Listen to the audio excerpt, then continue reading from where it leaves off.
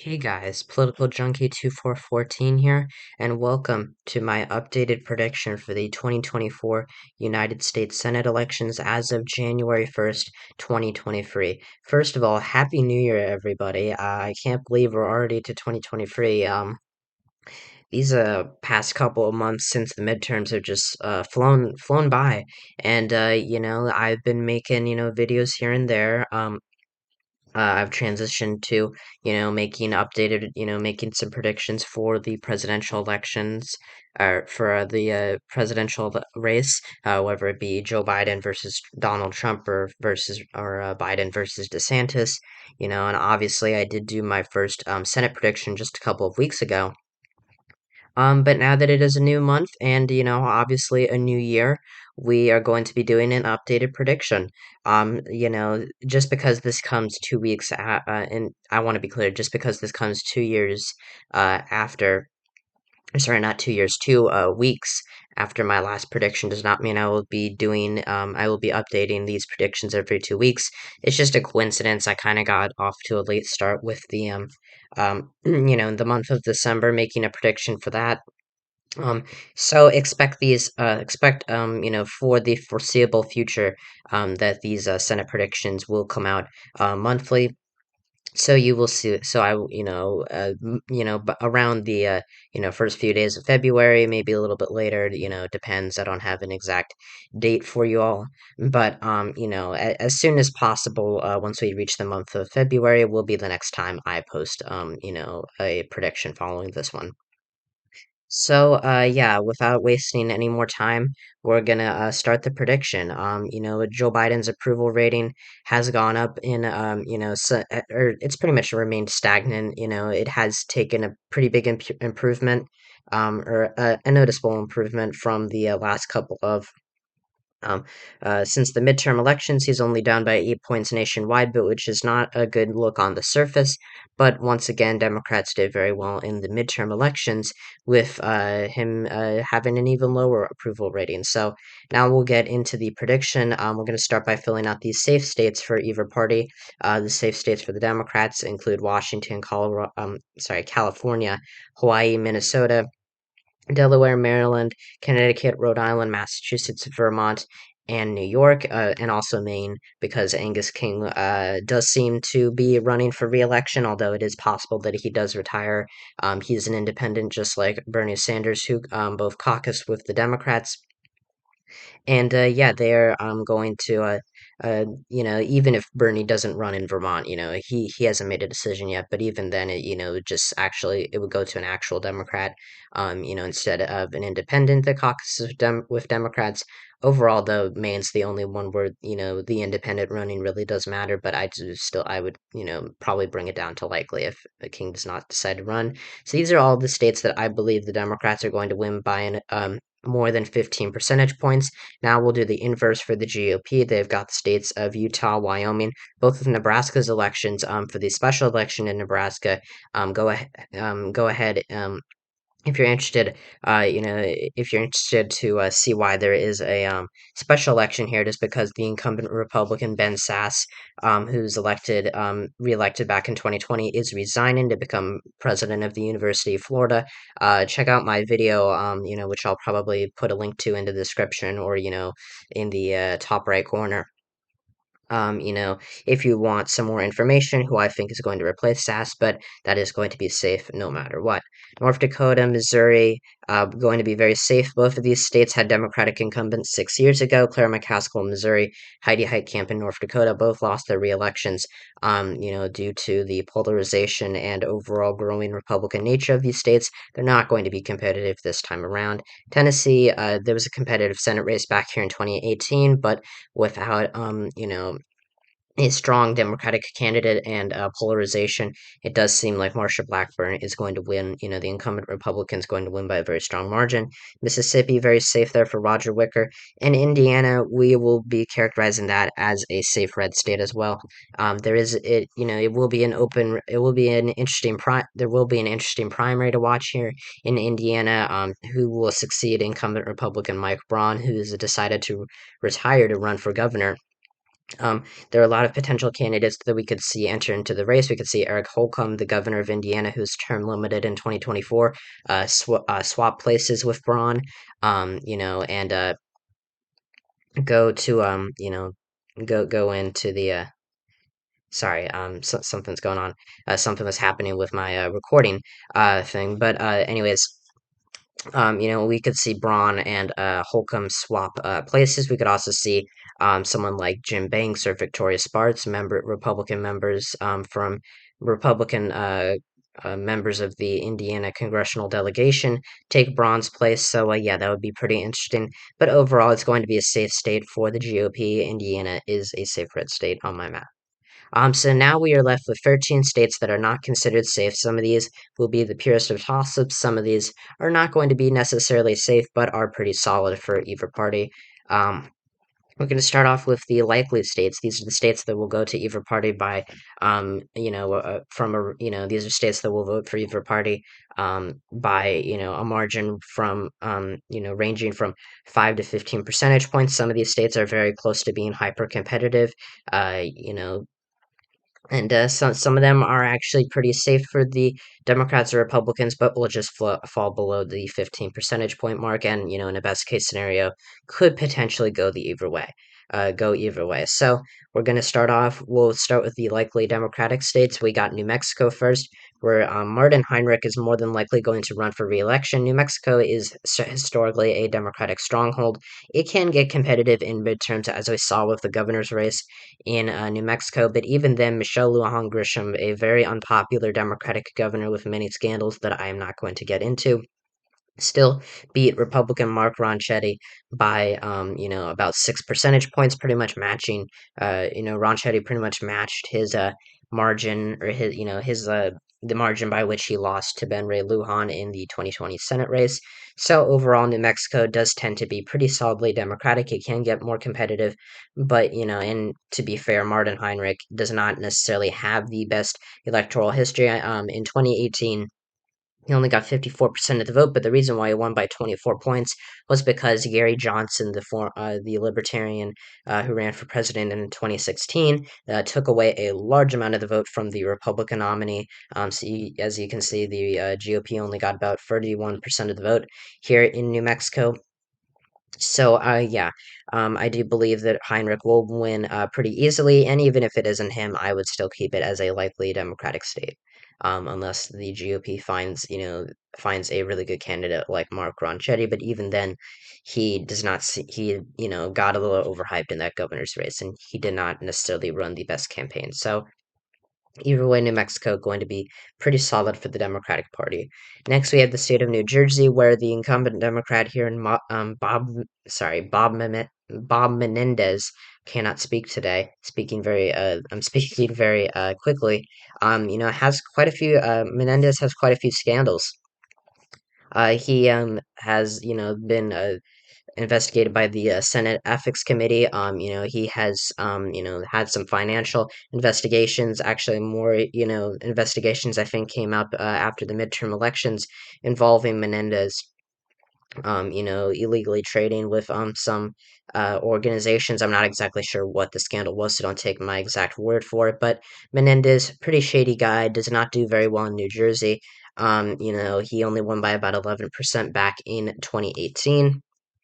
But overall, unless the Republicans find a really good candidate here, I really don't see New Jersey falling, below 5%. I do think that Menendez would probably win by, a similar margin to 2018. The next likely Democratic state is Virginia, where you have Tim Kaine, the incumbent Democrat here. He is, he's a pretty non-controversial figure, very popular in the state of Virginia, won by 16 points back in 2018. He's, of course, the former governor of the state. There is talk about this race potentially getting competitive if Governor Glenn Youngkin does decide to run for the Republican nomination, and I think that that's a fair argument. But to be fair, Youngkin did win a race with a lackluster Democratic candidate. Terry McAuliffe did not run a very good campaign at all. And local elections are very different from federal elections. Tim Kaine, I don't really see being rope is I don't really see Tim Kaine getting himself into a very competitive position here unless he runs an awful campaign or if he even retires, which would be quite surprising to me personally. But I and never say never with these things. So yeah, Virginia likely for now, but it could become more competitive if there are signs pointing to that. The last likely Democratic state is Pennsylvania. Now, this one might surprise some people, but and I am convinced. I could be convinced to move this into the lean column. But the GOP does look like it's going to, the GOP really could nominate anyone against Bob Casey, who's the incumbent Democrat here. He is a very strong candidate, defeated Lou Barletta, the GOP nominee in 2018, by 13 percentage points. He's had a very strong electoral history. He defeated Rick Santorum in 2006 by 17 points. In 2012, he defeated, his GOP challenger by 9. So overall, very solid showings for Casey. This will probably be his closest election. And if the GOP finds someone good like David McCormick to run against Casey, which I do think is a very plausible scenario. It could drop to lean, but at the same time, McCormick is not necessarily the best candidate either. Certainly better than Dr. Oz was, but I still don't see him being this awe-inspiring candidate that would be able to, make give Casey, a really good run for his money, at least as it stands today. So now we're going to go into the likely red states. First one is the state of Florida. This is a very right-trending state. The incumbent Republican here, Rick Scott, does not have necessarily the best electoral history, but he gets the job done most of the time. He actually defeated Democratic incumbent Bill Nelson back in 2018 in what was an extremely close race. He only won by 0.12%, as you can see right here, is the closest Senate race of the cycle, and I think the closest Senate race in Florida history. And when comparing it to margins like Marco Rubio's in 2016, you would think, well, Scott's in a pretty vulnerable position. And on the surface level, that makes sense. I don't necessarily think that Florida is going to vote for the GOP nominee for president or Rick Scott by the same amount they did for DeSantis and Ron DeSantis and Marco Rubio in 2022. Those were more localized elections, but I do think that those results do show that the Democratic Party is losing its ground in the state of Florida. It's a state that they rarely win anyway, or but it has always been a very close state, and the fact that they got blown out of the water in that governor's race by 20 points and in the Senate race by 16 really does show that Florida, I do think, is a state the Democrats are really going to need to, the Democrats really need to assess their situation there. If they find a good candidate like outgoing Representative Stephanie Murphy, this race could become more competitive, but either way, I do expect the GOP to hold Florida. And the other likely Republican state is, this is a change from last time, is the state of West Virginia. I do think that Joe Manchin is a fairly popular incumbent. Well, not fairly popular. His approval ratings have actually dropped quite a bit in the last couple of months following his vote for the Inflation Reduction Act. But he's the only Democrat who could really win in West Virginia. He has, he won his first election in 2010 by 10 points. To succeed, or to fill the vacancy caused by Robert Byrd's death. In 2012, he was elected to his first full term by a whopping 24 points, even though Mitt Romney won the state by 27 points against Barack Obama on the same ballot. Pretty much a complete reverse in the Senate race. But in 2018, a much bluer year than 2012, you can see how West Virginia's rightward trend is catching up to Manchin. He only defeated his GOP opponent, Patrick Morrisey, by 3 percentage points in the state. And don't get me wrong, winning as a Democrat in West Virginia is very difficult, but for someone like Joe Manchin, who used to be the former governor of the state, used to just destroy his Republican opponents, it does say something that he is, that he, won by that tiny amount in a year that was so much better for the Democrats, and in which, you saw states like Montana and Ohio go to the Democrats by, similar margins than they did previously. to what they did previously. You know what I mean. So West Virginia, we could see a really divisive Republican primary here, and I do think the Manchin, I think he's been counted out by a lot of people. But once again, there are Democrats like in 2018, as I was talking about earlier, McCaskill and Heitkamp, who were very popular incumbents, and were really good incumbents until they just kind of collapsed and succumbed to the partisanship. And I think that that's what's going to happen to Joe Manchin in the state of West Virginia, whether it's against Jim Justice, Alex Mooney, Patrick Morrissey. Pretty much any GOP candidate, I think, would be able to defeat Manchin, but I don't necessarily think that he is dead on arrival, at least just yet. So that's it for the likely states. And now for the highly competitive battleground states, these will be the states that are decided by less than 5 percentage points. We have seven of them. We're going to get into the lean states, which are decided from between 1 to 5 percentage points. These, are states that are more solid than the tilt states. Some of them are not quite the most toss-up-y races, but they do have a chance of going either way. And many of these states will be competitive on the presidential level.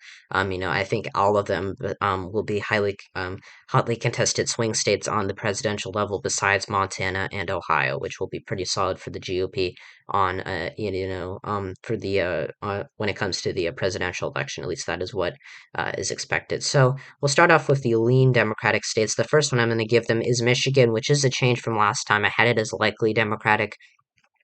And the reason why is that, Debbie Stabenow is a very good incumbent. I 100% expect her to win, but it does, I have kind of thought about, my likely Democratic rating.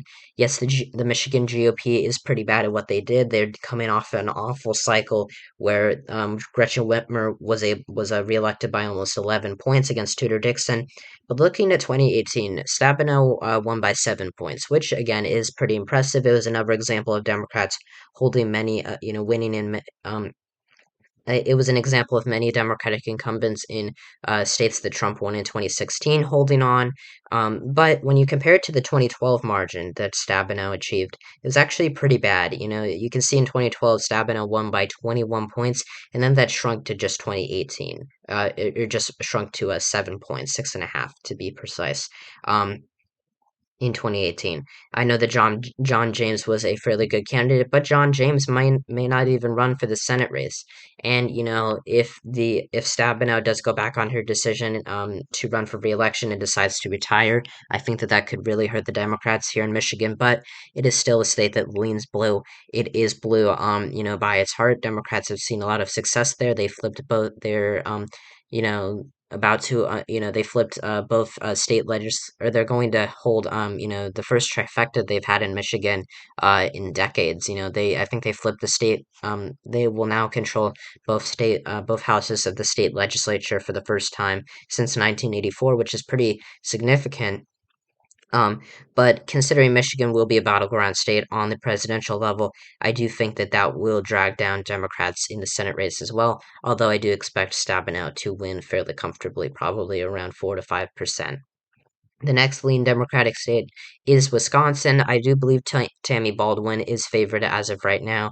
This GOP, her GOP challenger could be pretty much anyone. It could be Mike Gallagher, who I think would be a really good candidate. He is from the Green Bay area. He is a congressman who outperforms, who does very, very well there. He's very well known, very young. So I do really think that he could put up a really good fight to Baldwin. You could also see Brian Steele from the first district, which is in the Kenosha area, down here, south of Milwaukee. So really, Baldwin could be facing strong opposition, but she has proven resilient in many years. In her past elections, she won by 11 points in 2018. Sure, it was against a pretty bad candidate or pretty bad challenger who really didn't get any who didn't really have a chance in a blue wave midterm anyway. But still, I do expect Baldwin to perform relatively well, and I do think that she is on track to win a third term in the U.S. Senate. Although again, that could change. This is a very early map. A very early map. This is a snapshot. This is not the end all be all for 2024, but it is a representation of where I think we are right now. The last lean blue state I have is on this map is the state of Nevada, where Jackie Rosen is likely going to win her reelection. The GOP could, I do think is going to put, she's going to face a pretty strong challenge, considering Nevada's swinginess, or, I guess lack thereof, because Nevada is a pretty stagnant state in midterms. But it is a state also where the Republican Party has consistently been overestimated in polling data, where Democrats have been able to win Nevada in pretty much every election cycle. They've not really had a major loss here, on the federal level at least. The governor's race went red in 2022, but that is besides the point. On the federal level, Catherine Cortez Masto has won 2 terms here. Jackie Rosen defeated Dean Heller by 5 points in 2018, despite the fact that, it was pretty much a dead toss up until the very end. Most political pundits thought it was a toss up. So, a pure toss up. And Nevada, I do think we need to account for the consistent overestimation of Republican support.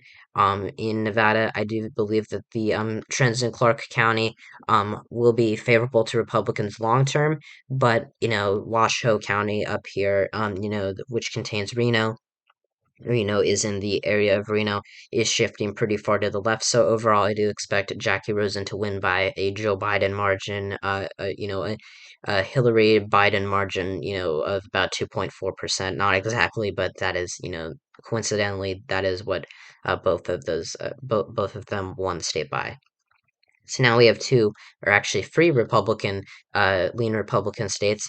We have Texas as our first one.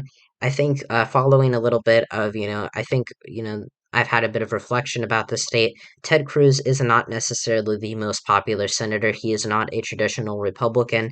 I know that Texas is still fundamentally a red state, but it is becoming more and more purple, and the trends in the and the urban areas and the suburbs surrounding them are going to continue, and are going, and these areas hold a lot more population than the Rio Grande Valley, which is shifting hard right and will, help Republicans long term, or, short term, but long term, I do think that the, shifts in the urban areas, are much larger.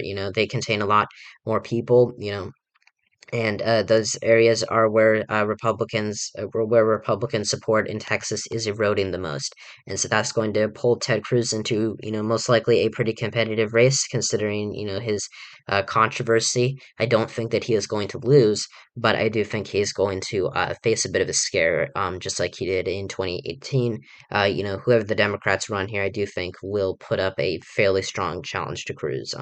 Although some may, be better than others. But overall, Ted Cruz, I still expect to win a re-election here. The next lean red state is Montana, where you have Democratic incumbent John Tester running, or most likely running. He actually hasn't announced yet, but he is likely to run. In the state of Montana. He is a very good incumbent. He has been able to win time and time again, despite the odds pretty much being stacked against him. He won his first term in 2006. In the Blue Wave midterm in 2012, he was expected to lose the Senate race, by most pundits, but he ended up winning by about 4 percentage points. And in 2018, he was able to survive the Blue Wave. So, he is used to running in competitive races. He has not, been someone like Joe Manchin, who has, gone from winning quite easily to barely eking it out. He knows how to win, but I do think that with a Republican, at the top of the ticket, that is going to cause some polarization down ballot. And I do think that unless the GOP nominates a candidate like Brian Zinke, who would probably, bungle this race for the GOP, I do expect the GOP to flip this state. Will be able to flip the state of Montana. Although again, definitely I'm less confident about Montana. Being a Republican victory than I am in the state of Texas. And as you can see, this is the second flip of the night, I guess, because West Virginia and Montana have both flipped, and that has given the GOP the majority. They are at 51 Senate seats, but we still have Arizona and Ohio to call. We're going to start with Arizona, which I'm moving into the lean red column. This race really could go in a lot of directions now that Kirsten Sinema has announced that she is going to be, an independent, and, she does seem like she's in the position to run for re-election, and this race really could get dicey for the Democrats if Ruben Gallego does decide to run, alongside Cinema, because that will split the Democratic vote and therefore could very easily elect a Republican in Arizona, even one such as even a Republican candidate who on their own would probably not win. Someone like Andy Biggs or Blake Masters possibly. I do think that really any Republican is really favored in this race as of right now. Cinema is also not a very, she's not at all popular in the state of Arizona, and we actually did have our first ever poll in Arizona for the Senate race revealed it.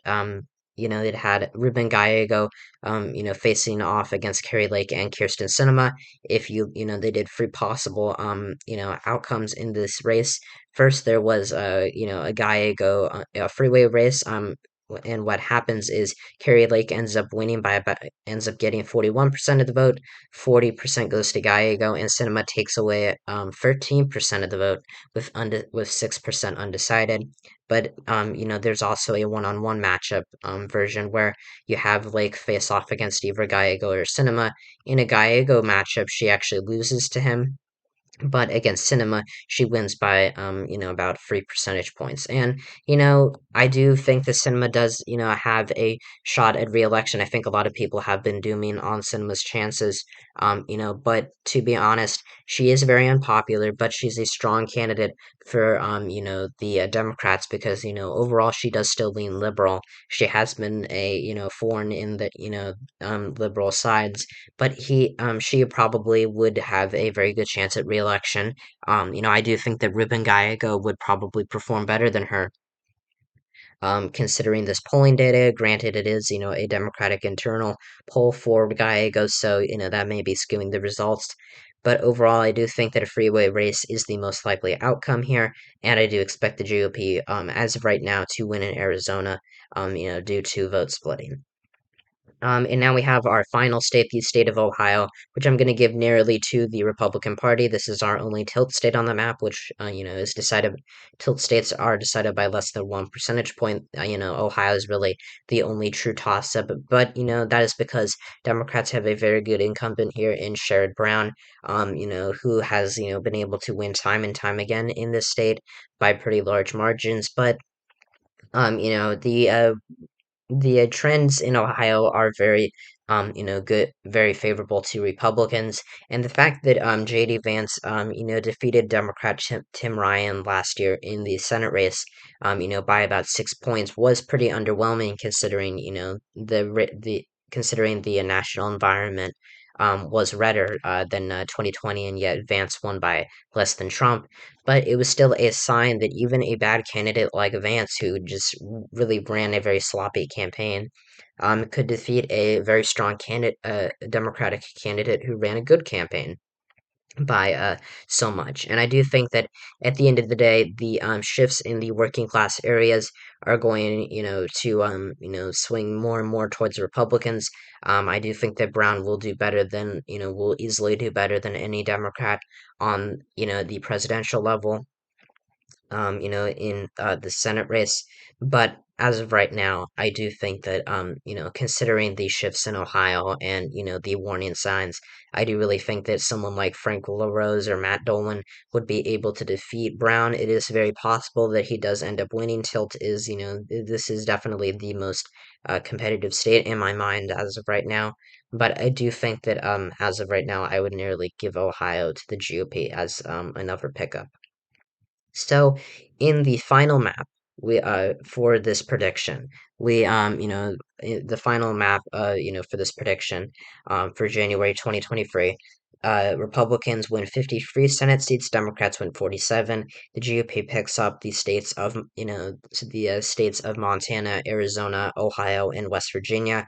Democrats maintain their seats in Nevada, Wisconsin, Michigan, and Pennsylvania, as well as holding on to Virginia, New Mexico. Republicans hold on to Texas and Florida. Overall, the GOP wins the Senate. They win about four, seats in the Senate, but Democrats do get a fairly impressive result nonetheless. So thank you guys so much for watching this video. Make sure to like and subscribe to the channel. Comment down below who you think will win the Senate in 2024. Let me know if you disagree with any of my predictions. Just keep it, just keep the conversation nice and civil. And yeah, I hope you guys have a great rest of your day. Make sure to check out my non-political channel, Interactor127, and my comrade, GrowlingZeus666. Thank you guys so much for watching, and I'll see you guys next time when I talk about all things politics. See ya.